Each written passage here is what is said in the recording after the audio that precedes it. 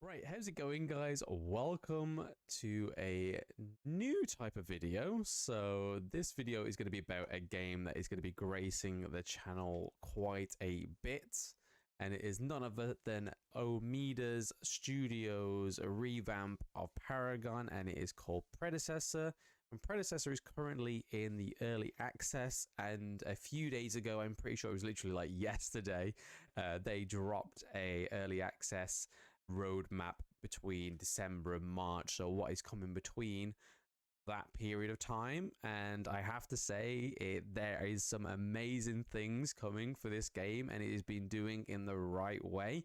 I'll obviously expand on that when I get to certain points I think are going to be done in such a fantastic way that it is going to encourage that sort of community driven audience, and organically, rather than having to pump loads of money into sort of like an esports and then die. I'm not going to notice any games that have done that in particular recent times, but we digress. But anyway, let's get straight into the roadmap, guys. So this is a game you may have seen me stream once or twice. I have been a bit bad recently with a few bouts of flu and stomach bugs, but this is going to be a game that is going to be taking over my channel quite a bit as well. For those that didn't know, I am part of Hexis eSports, both as a commentator, caster, and a content creator. So if you haven't seen that, I am very thankful for the opportunity on that, guys. And thank you once again, Hexis, for having me. So straight into the roadmap, guys. They came out. So Omeda Studios released this on their Twitter and to the content creator Discord literally a day ago, which is this little fancy sort of graphic here. So we can see that we're getting at least one champion month up until March. For those who play Paragon, Countess is one champion that we've seen before. Once again, Shinbi is one of my favorites and can't wait for February to come around now.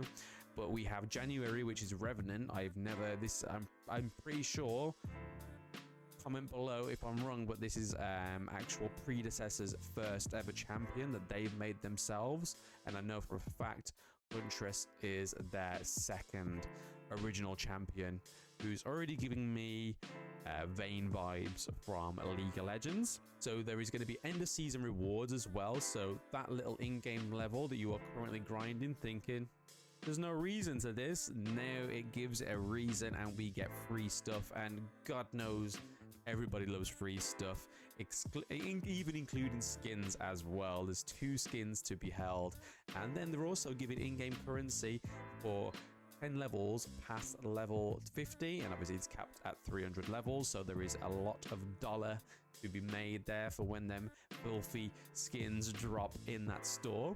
And then there's going to be features like below. Obviously you can read it there, but I am going to read into it now going below, guys.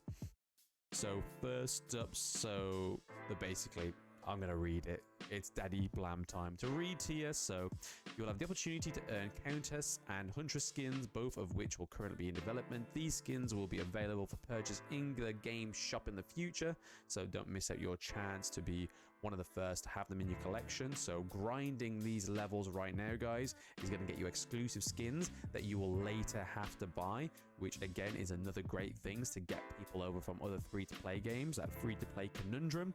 This is going to help get people over that and get people invested in the game, because you are going to get money back or in-game currency or exclusive skins that you will then have to buy later on free if you grind the game and love the game.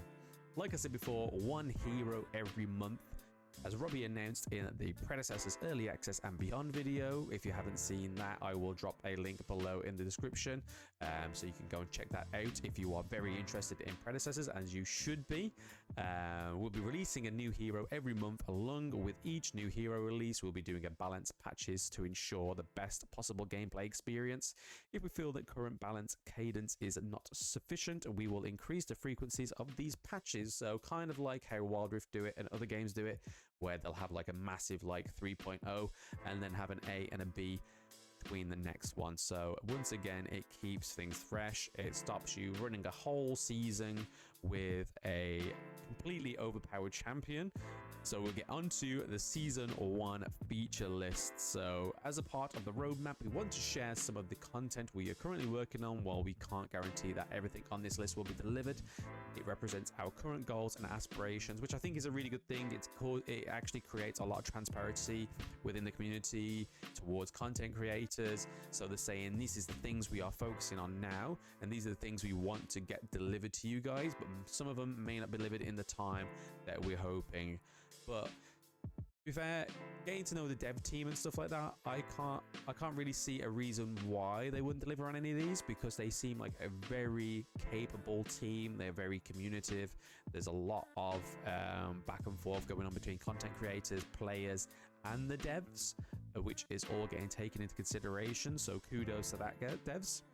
So the first one is public API. So we want to support community-driven projects. So making the game information available is on a high on our priorities list. So stuff like tier lists or builds, stuff like that. So creep score bounties is something that I am really looking forward to, because I think this, if implemented correctly, will not only help you quicken the pace of the games, because sometimes the games can go on for a little bit for tit for tat stalemate kind of times. So Predecessor already provides additional gold when a team is able to kill a hero who has a kill streak. With the creep score bounties, we look ahead to expand the system and provide players additional gold when getting kills on targets who are far ahead in creep score. So I think this is a great system to have, especially if you manage to sort of work. Reflecting on that, it promotes teamwork, because if you see somebody that is far ahead with creep score, you are going to be wanting to say to your jungle or communicate with your team saying, yo, come and help me gank this lane. This guy is so far ahead with creep score bounty. Let's get him. Let's get that gold. Let's build that item, and let's absolutely play with that lane and win the game. So it does actually promote teamwork, promotes communication, which is something you need in MOBAs, because you don't want just like another toxic carry in your mid lane, not wanting to help anybody but himself, and then scream when he's 0-10. We're going to get a player reporting an AFK punishment system as well, which is good. Luckily for me, no, I take that back. I have actually witnessed quite a few AFK issues in games, which is annoying, and it is always the ADC carry, and that is one pivotal role that you need to actually go forth and win the game. If it's support, no hate on support mains, but we may be able to get past and win a 4v5 still without support. But yeah, this is a great thing that they will be implementing. I can imagine this is probably quite high on their tier list. We are also getting a tutorial, so something that the game lacks right now because it is in early access, but a tutorial would be fantastic to ease new players into this game, especially if you're coming from games where you feel you have been abandoned in terms of you are no longer the priority of developers. Not mention any more names, but you know who I'm aiming at if you follow my Twitter and stuff like that. We're getting a store for skins, which is going to be great monetization, great way to support this game. Profile account icons, so as you can see, we can also unlock icons in this end of season rewards, so that is going to be something new as well soon. Solo versus AI game mode. So we've been working on our AI system for a while, and V1 for this feature is nearly finished. In this mode, players will be able to play and practice against AI opponents, which is a great way, once again, to ease your friends into the game without meeting too many toxic terries, and then completely keeping these people away because they think, you know what, I'm being casual and I got this guy calling me all sorts of names, telling me I'm trash. Why should I even be here? So they can safely go into a solo versus AI, practice and hone their skills, become the main they want to be, and then take it into casual where they will meet toxic Terry, who will then get player reported, which is fantastic for everybody. Fangtooth buff improvements, so we'll be spicing up the Fangtooth buffs so that the objectives have more depth and greater combat potential. Again, fantastic. Along with the bounties, it's adding a richness into the gameplay, especially if we are having competitive nights, which is the next thing that I'm going to speak about. So having this enriched sort of experience, being able to have comebacks, different ways of doing it. So we have the creep score bounties, we have Fangtooth buff being improvements, so there is a greater depth to the buff itself, which we all need these sort of things to then turn the tide of a battle, and being able to cast this and be able to see these thirst-land sort of experiences are great. Next thing is my favorite thing that is coming, or is being sort of like organized, is going to be a great thing to grow this game organically, especially in esports scene organically, and not just throw money at it and hope it sticks. Again, once again, not mentioning any names. So competitive nights. This will be a space where our competitive players can play and compete. There will be an available time, limited times, to ensure that we do not permanently split our queues, and will allow us to find a good balance between queue times and competitive spaces. So rather than having a dedicated rank match, which a lot of people do go to, this is a great way to have and work around some sort of esports scene, competitive schedule, and then also keep that casual aspect, which keeps the core player base happy. Custom games, so again, this will be great for third-party organizers and tournament organizers, is now that they want to make a custom game, and also spectator mode and replays. So these are two core things that are needed for community organizations, tournament organizations, and just general content creation, which is always a good thing. Every patch will have bug fixes in it. We want Predecessor to be polished experience, so we always work to address issues. Once again, in both the Predecessor server for the community and for the content creators, we have a bug reporting chat, which is fantastic. People always put things in there so that Omeda Studios can see that, and that's always a great thing to have. Console status, so this is something that really intrigues me, because this is going to get a lot more players onto it as well. Because Paragon, when it was being content created, streamed, everything like that, you had PC players, Xbox players, PlayStation players, and to have that come back to Predecessors will like shoot the player base up by tenfold. So having console accessibility for this game will be fantastic. And then last final points is season 2 and beyond. Our plan is to do a second season during early access, which is always a reassuring thing for me, so they're not rushing themselves out of early access. They've currently relaunched.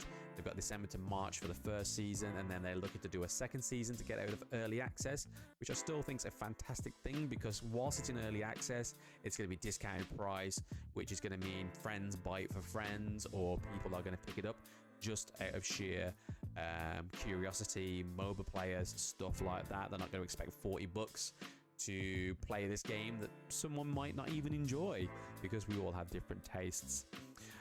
We are not sure how long it will last, but we will use it to continue adding features. We are considering things like in-game player progression, which everybody loves, match history, which is fantastic to flex, iterations to the map, as well as exploring options for ranked play, which is the thing that pricks up everybody's ears, because we are all competitive Chris's.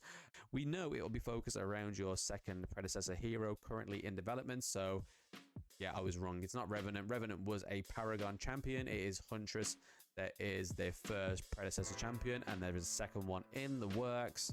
Boy, keep an eye on socials for more information next year, and see if you can achieve Ascension into Season 2. Nice. So I think there is no better time to actually support and play Predecessors and just sink your teeth into this game. Once it gets to sort of like past Season 1 early access and into Season 2 early access, we'll see more champions. There'll be more to sink your teeth into in terms of team comp, stuff like that. But it is all preparing for the greater thing, which is competitive play. But yeah, that is everything I have covered in Predecessor's early access roadmap, guys. I really hope you have some really good questions for me in the comment sections below. If I don't know the answer to your questions, I will message to the devs to find out that answer for you guys. So yeah, download Predecessors if you have a PC. It's a fantastic game, and there is loads of literally the viewership on Twitch right now is fantastic, especially for an early access game. It's sort of taken off where Paragon left and crushed us all internally. But yeah, hope you have a fantastic day, guys. There'll be more Predecessor videos dropping here soon, and a lot more short form content planned to drop for this game in the coming months. So take it easy, guys. Catch you on the next one. Bye now.